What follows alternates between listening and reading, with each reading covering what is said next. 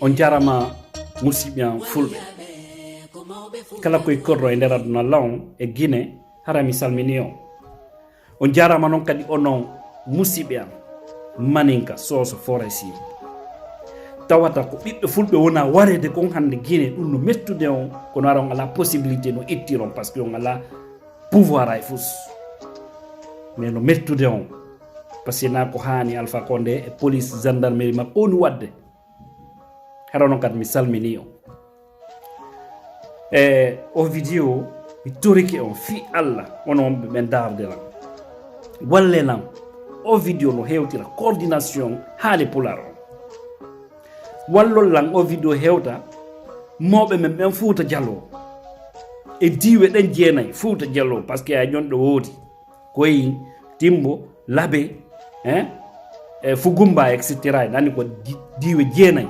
moko baɓe la jonno e ɗum wallelan no ɓe hendoro o vidéo e haray ɓe andalam ɓen ko Amadou Tidiane Sow mi innete ko Kansangi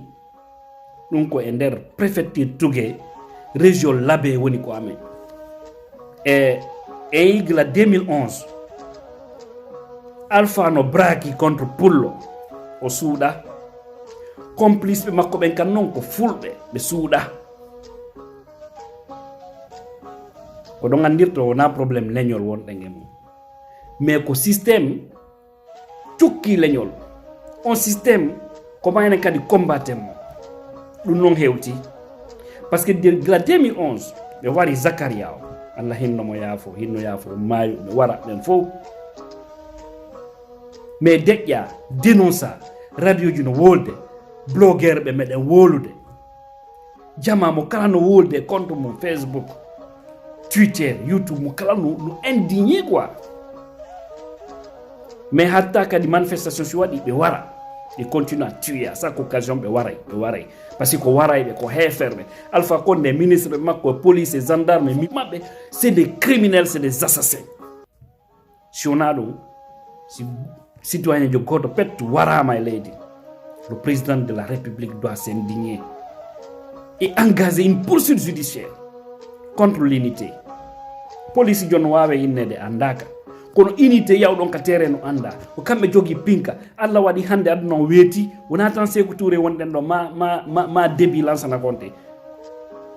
téléphone ji no woodi ɗo yiide ko waɗi o pan andama yimɓeɓe no filmude ngam weltani onon ɓe onɓe filmude continuer nde yiɗon des actions o filmer par ce que c'est des preuves ɗum fo e moɓidiray donc joni nde ɓe wari o e dénoncay hatta kadi si manifestation waɗi ɓe wara mi yiyamno constitution leydi ay wodir ka aduna Allah no inna en cas de manifestation ma ɗum degré violence haray piiji lanca cuuɗi lance ɗadde irte mi nanali ha hande no autorise yo force de sécurité yo ƴettu finkari mum fella citoyen jo connon ɓe wari en ɓe hattalin ɗon ko bantagol mawɓe men ɓen ɓe hattalin ɗon ko yagol Gaza waliyawɓe men ɓen Fouta Djallo ya lanca cuuɗi waliyawɓe men ɓen mokobaɓe men ɓen halaka ko bon lancande yimɓe ɗuma tawata kamin ko nangugol debbo dasamo yeeso aduna Allah fof pay koye no felle fof ko fulɓe ndaare liston fof ko fulɓe hay so yi toon keytajo ande ko pullo c'est comme si awa kure ɗen haray no andi kombo yetta ko seke ko leñol ko homɓe woni ngol leñol o par ce que ɓe yaade ka zone ko ɓe andi ɗon kamɓe tum ɓurɗurde no gasa so ɓe waɗi sappo ɓe rassuri jeenaɓe ɓen fof ko fulɓe il faut exprès pour tuer ndaare o debbo mon ɓe jasiri mo e nde hersini mo soñji mo nena ɓiɓɓe joo ɗi bareji police soi-disant police qui sont censés sécuriser les citoyens l'air bien tawata hande a fottude bandiro ko quartier no ɓuranma di a fottude neɗɗo ɓorniɗo teni dugulaɓe entretenu par Alpha Condé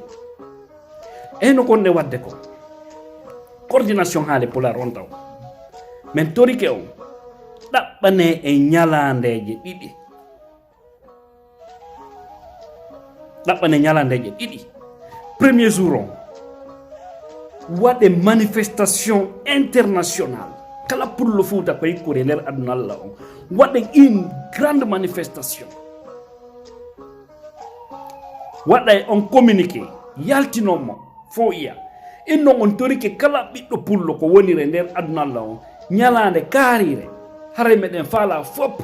yo yaltu manifesta yo yaltu ko wonir ɗo leydi kala ko wonɗa Amérique Afrique Europe Asie kala ko wonir ɗon fulɓe hayso ko jowo petti woni nder nokkure ɗo yalte andi noon indignation mo on ɗaɓɓen teniji ko ɓornoɗen siko dane siko ɓale en tout cas ko fiiɗo ko ƴiƴam wona hibbede kon ko fo noon andi ko teni honno duwa ɓornede hara ke ɗe mari spécialiste ɓe anduɓe fiimo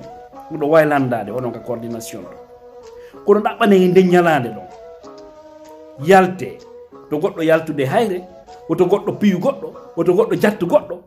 moƴƴina pancarte ji ɓe koye paye koye wara koye moƴƴina pancarte par ce que fof mo archive ji no woodi so yiiɗi osé has guine ɓe walla on henɗo ɗon archive ji ɗin fof hiɓe jogii gila fuɗɗi haa ko fewndi ɗo ittirimɓe wara ɓen indele maɓɓe ɓen ko honto ɓe wara ko honno ɓe warira fof ɓe jogiti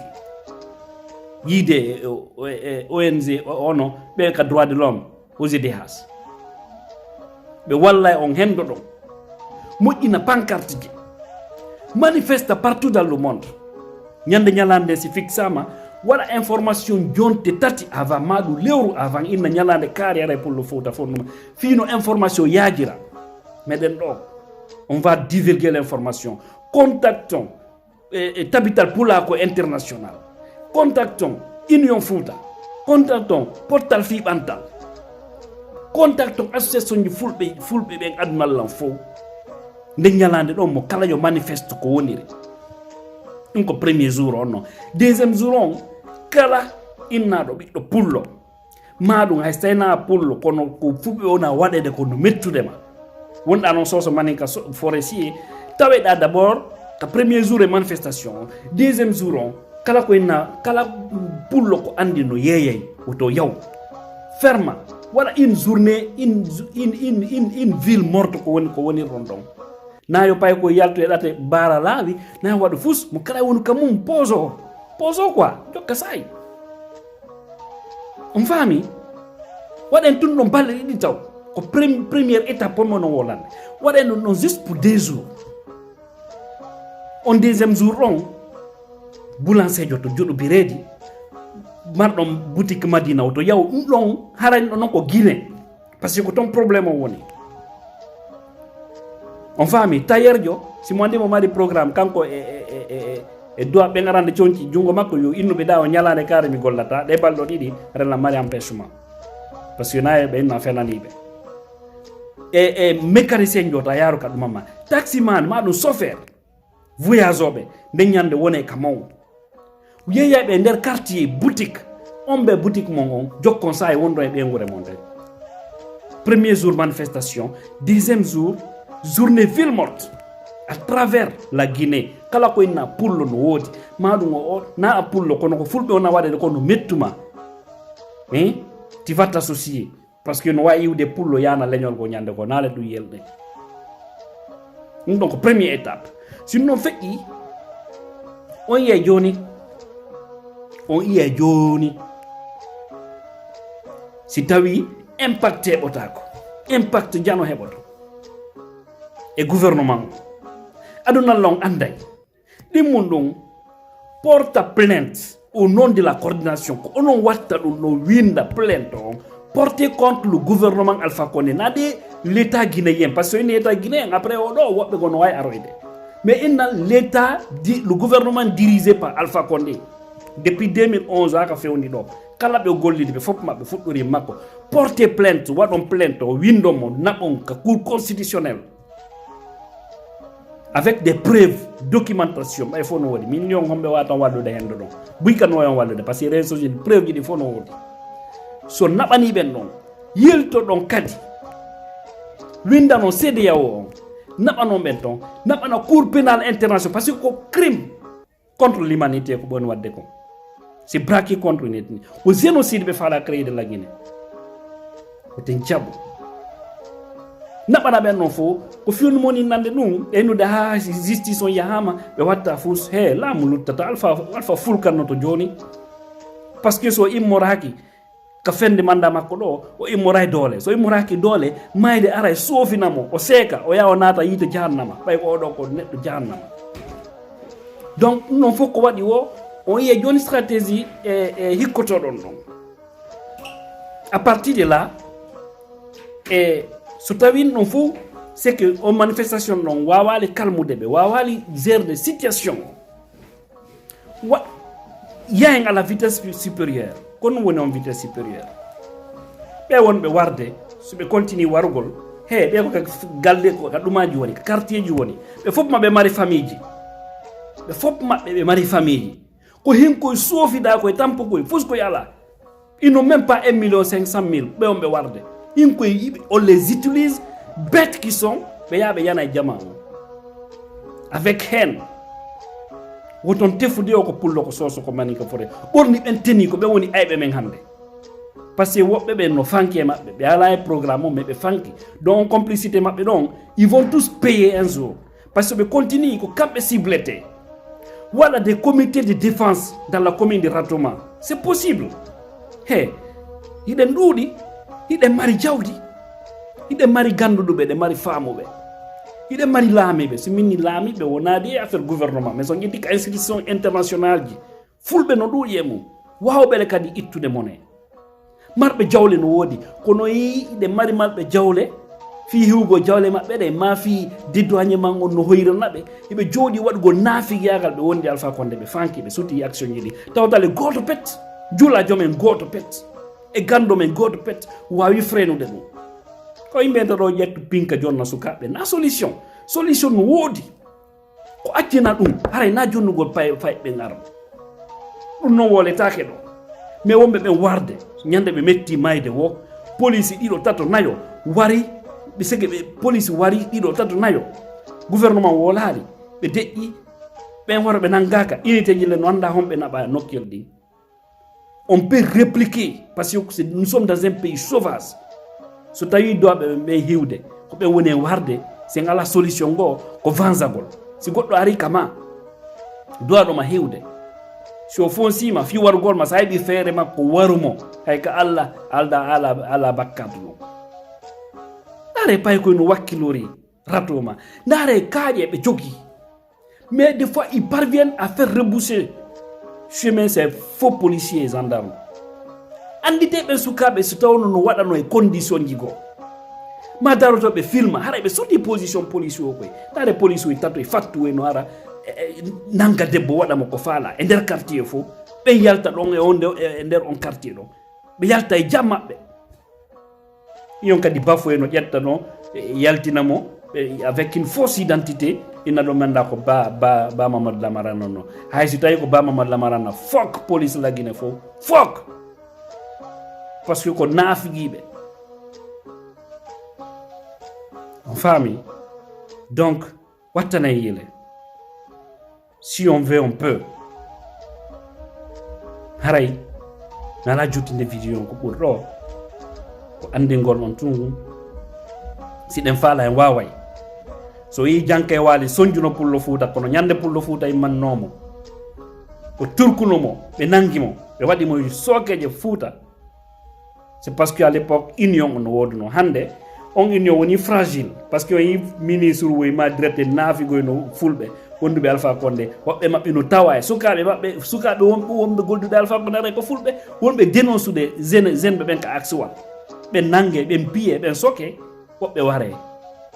on a toutes ces informations la division ne peut pas nous aider à avancer mais enen luttuɓen hiɗen ɗuuɗi ɓuuri ɓen naafigiɓe enen ɓe luttuɓe ɗon sen jonnidiri juuɗe nder adunal non ko wallahi billahi Alpha Condé o respecta en naɓe mon e leñol hay goto to woni mon e leñol kono no ɓe woni warirde noon soofinaɓe kamɓe kadi soofinaɓe par ce que ils font exprès adunal non fof no suti fappu no suti no anda on faami haray ko ɗum marno komi yewta ɗo yandi mawɓe Fuuta mi torike o yeyete Alpha Condé gonga woto yaw Fuuta ɗo mawimina ɗo yimɓe jaldonge ɓen ma duwano ɗon ɓen yiɓe warde yimɓe men ɓen vision jooti haray mi arti ɗo ko lutti kon ko hakkil famata en tout cas coordination wattana yila ɗen toɓɓe ɗiɗi komi yeeti o fi marche international waɗen enen pullo Fouta ɓe anda vraiment nous sommes indignés ɗin mum ɗum une journée ville morte ta goto yaw golle mo kala yohunu ka mum non seulement on yiyay réaction o mbawato mum étape ji luttuɗɗi en waɗirayɗi yeeso mais ko fewni kon waɗen ɗum ɗon taw ko fiyonno min nan ɗon ko to institution ji woto koye adunallah on andu koye hoore toñe wonde c'est que ñande immiɗe fi réplique ugo haray disaɓe andi en alertiɓe par ce que windanaɓe fof maɓe e nder adunallah fof portal fi ɓantal no wawi windande états-unis ɗo ɓeɓe Europe kadi organisation ji fulɓe no toon ɓe wawi windande union européenne fof anda avec des preuves ɓe anda si accali ñande réplique waɗi o goɗɗo ɗo innata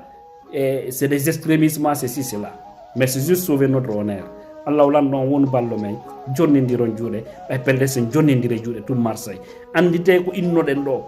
julde donki mo kala yo ɓorno puuto mum